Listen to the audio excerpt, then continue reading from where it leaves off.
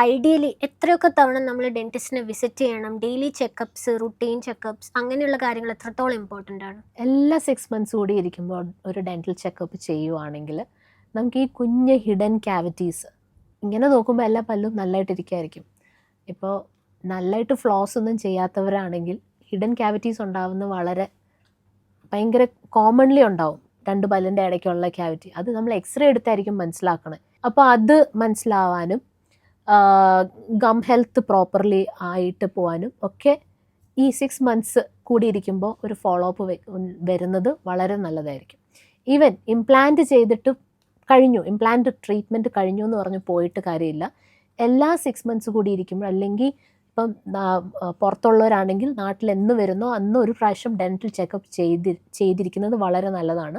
കാരണം നമ്മൾ എക്സ്റേ എടുത്ത് നോക്കുമ്പോഴായിരിക്കും ഈ ബോൺ ലോസ് ഉണ്ടായോ, ഇംപ്ലാന്റ് കറക്റ്റ്ലി പ്ലേസ്ഡ് ആണോ, ഹെൽത്തി ആയിട്ട് ഇരിക്കുവാണോ എന്നൊക്കെ മനസ്സിലാക്കേണ്ടത് ഒത്തിരി അത്യാവശ്യമുള്ള കാര്യമാണ്.